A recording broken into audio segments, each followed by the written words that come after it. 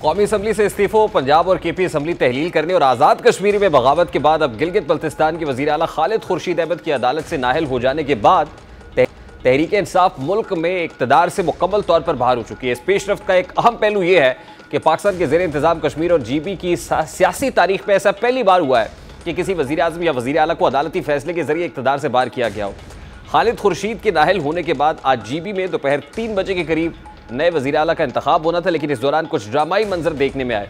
PTI की जानिब से आज़म खान, पीपल्स पार्टी की तरफ से अमजद एडवोकेट, नवाज लीग के इंजीनियर अनवर और जमीयत उलमाए इस्लाम के रहमत खालिक ने वज़ीर आला के उम्मीदवार की हैसियत से कागजात नामजदगी जमा कराए, लेकिन इससे कबल कि असम्बली अपने नए वज़ीर आला को चुनती, पुलिस की भारी नफरी ने असम्बली में दाखिल होकर असम्बली हॉल को सील करके मुलाजमीन और सहाफ़ियों को असम्बली इमारत से निकाल दिया। पहले पुलिस ने दरियाफ्त करने पर यह मौक़िफ़ अपनाया कि असम्बली के अंदर PTI से मुंसलिक ऐसे अफराद मौजूद हैं जिन पर दहशत गर्दी के पर्चे हैं, जिस पर उनकी गिरफ्तारी मतलूब है।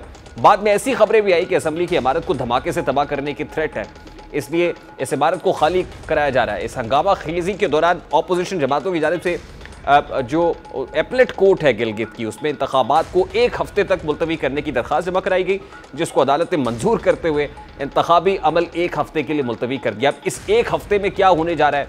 क्या GB के अंदर को मेजर चेंज आ सकेगा? क्योंकि अगर नंबर गेम की बात करें तो PTI नंबर गेम में ज़्यादा है, फिर नवाज पीपल्स पार्टी है। नंबर गेम में 1 हफ्ते के दौरान ऐसी क्या तब्दीली आएगी कि GB के अंदर जो PTI की गवर्नमेंट थी उनके हाथ से निकलेगी और वहाँ पे कोई कोलिशन गवर्नमेंट आ जाएगी या किसी और की भी हुकूमत या किसी और का वज़ीर आला मौजूद होगा। खैर, जहाँ ये सब कुछ जारी है वहीं सियासी मंजरनामे पर आगे के मामलात भी तय किए जा रहे हैं। आगे केयर टेकर प्राइम मिनिस्टर कौन होगा, हुकूमत किसकी होगी, अगर नवाज लीग की होगी तो वज़ीर आज़म कौन होगा, वो होगा तो पीपल्स पार्टी उसे तस्लीम करेगी नहीं करेगी। जो बातें दुबई की मुलाकातों की हो रही हैं, काफ़ी कन्फ्यूजन है और आज कुछ कन्फ्यूजन दूर करने की कोशिश शाजिया मरी साहिबा ने की है। मेरा मुलाकातों में हुआ क्या है, क्या कोई डेवलपमेंट है, कोई पेशरफ्त है, अदरवाइज तो कन्फ्यूजन ही कन्फ्यूजन है। बात करेंगे नैयर बुखारी साहब, पीपल्स पार्टी के मरकजी रहनुमा हमारे साथ मौजूद है। बुखारी साहब अस्सलाम वालेकुम, बहुत बहुत शुक्रिया आपके वक्त के लिए। दुबई में बड़ी अहम बैठकें हुई हैं, ख़ासतौर पे 2 अहम स्टेक होल्डर्स की, पीपल्स पार्टी और PMLN की क़यादत सर जोड़ के बैठी। कन्फ्यूजन बहुत सारी है, रूमर्स भी हैं, क्या सराइयाँ हो रही हैं। आपसे ज़्यादा सोर्सफुल कौन हो सकता है, आपको तो पता होगा, तो क्या कोई ब्रेक थ्रू हो सका इन मुलाकातों में? थैंक यू रेहान साहब। देखिए, गुजारिश यह है कि ये कन्फ्यूजन किसने क्रिएट की, पीपल्स पार्टी ने या PMLN ने तो क्रिएट नहीं की। ये जो टॉक शोज़ में बैठ के और क्वेश्चंस कर रहे हैं और कहते हैं ज़राए से पता चला, तो ये तो सारी कन्फ्यूजन की क्रिएट करता है। पॉलिटिकल लीडरशिप का आपस में मिलना कोई गैर मामूली बात तो नहीं, और पर्टिकुलरली वो पॉलिटिकल पार्टीज़ के हेड्स मिल रहे हों जो गवर्नमेंट में अलायंस में बैठे हों, तो उन्होंने मुल्की सियासत को, मुल्की सियासी सूरत हाल को डिस्कस करना है और ऑब्वियसली फ्यूचर को भी डिस्कस करना है कि पोस्ट इलेक्शंस क्या सूरत हाल होगी और किस तरह हुकूमतें बनेगी, किस तरह हुकूमतें चलेंगी। लेकिन सबसे ज़्यादा इम्पॉर्टेंट बात है इस्तेकाम जो है पाकिस्तान का, उसका बहुत ज़रूरी है, मुआशी इस्तेकाम की ज़रूरत है।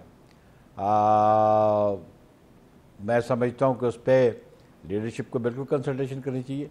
ये अल्टीमेटली जब हमारे डायलॉग्स या हमारी गुफ्तगू शरीत कंक्लूड करेगी तो उसके बारे में हम अनाउंस भी कर देंगे, लेकिन हम नहीं चाहते कि हमारी गुफ्तगू शरीत जो है जो पॉलिटिकल पार्टीज़ के साथ हो रही है उसको कबल अज़ वक्त उसको डिक्लेयर कर दिया। नहीं, वहाँ से देखें ना, that's where the confusion comes ना, क्योंकि अभी तक कोई कंक्लूसिव नहीं हो सकी। आप ये कह रहे हैं, देखिए इलेक्शन फ्रेमवर्क के ऊपर बात हो गई, तय हो गया कि इलेक्शन फ्रेमवर्क क्या होगा।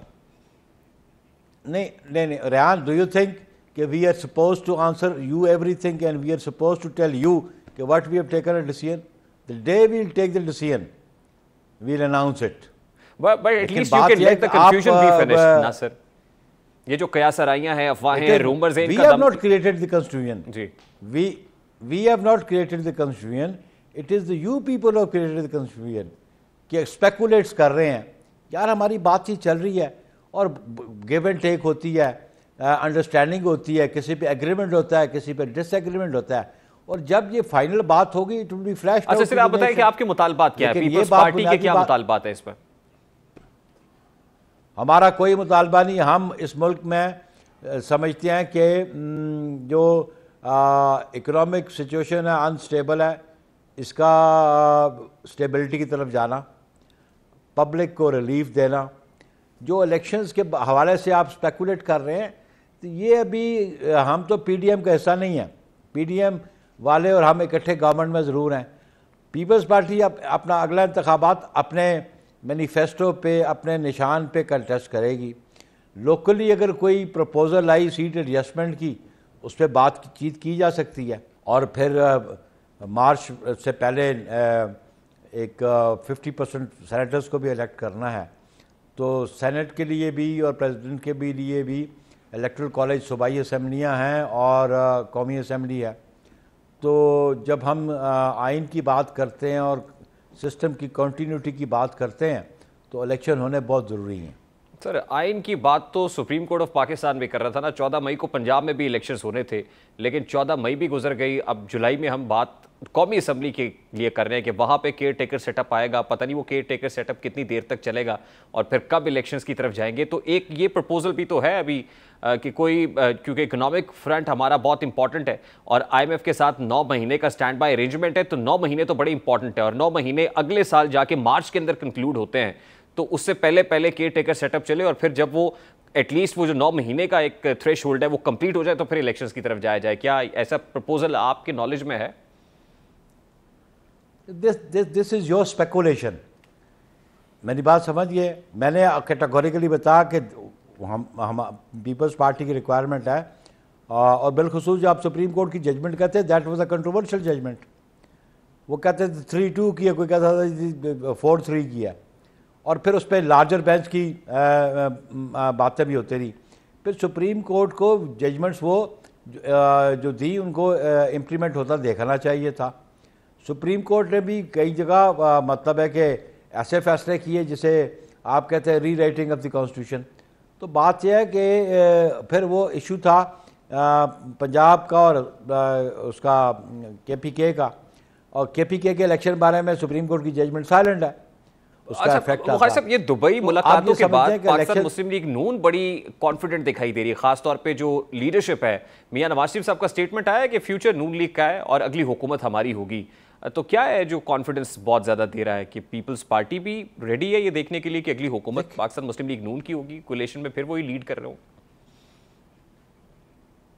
देखें, जो सियासी जमातें होती हैं और जो इंतखाबात में होती हैं, उनका ऑब्जेक्ट क्या होता है कि to attract people to form government and to run the country. ये हर पॉलिटिकल पार्टी की ख्वाहिश होती है। तो अगर नून की ये ख्वाहिश है तो ये उनका राइट बनता है। लेकिन at the same time Pakistan Peoples Party ने बहुत पहले कहा कि हमारे वज़ीर-ए-आज़म चेयरमैन बिलावल भुट्टो ज़रदारी होंगे, तो इस पर किसी को एतराज़ तो नहीं होना चाहिए। लेकिन फैसला कौन करेगा? अवाम, इस मुल्क के अवाम करेंगे। जिसके पास नेशनल असम्बली में स्ट्रेंथ होगी जो रिक्वायर्ड है फॉर फॉर्मिंग अ गवर्नमेंट, हुकूमत तश्कील देने के लिए, वही प्राइम मिनिस्टर होगा। नहीं, मैंने आपसे मंसूबे एक स्टेटमेंट सुना और हम समझते हैं कि हम कि एस्टैब्लिशमेंट बहुत खुश है शहबाज शरीफ साहब की परफॉर्मेंस से। जी, क्या फरमा रहे हैं आप? आपसे मंसूब स्टेटमेंट मेरी नजरों से गुजरा कि आप ये कहते हैं कि एस्टैब्लिशमेंट बहुत खुश है प्राइम मिनिस्टर शहबाज शरीफ साहब की परफॉर्मेंस से। देखिए जी, हम उस गवर्नमेंट का हिस्सा हैं। हम समझते हैं कि प्राइम मिनिस्टर वो उनको हमने वोट दिया, हमने खुद बनवाया।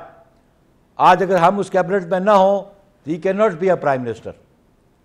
तो हम तो अपनी गवर्नमेंट की प्राइम मिनिस्टर के साथ कैबिनेट भी मौजूद है। ये बात दुरुस्त है कि हमारे जो ताकतवर हल्के हैं वो शहबाज शरीफ साहब की परफॉर्मेंस से खुश हैं, ये बात दुरुस्त है सर?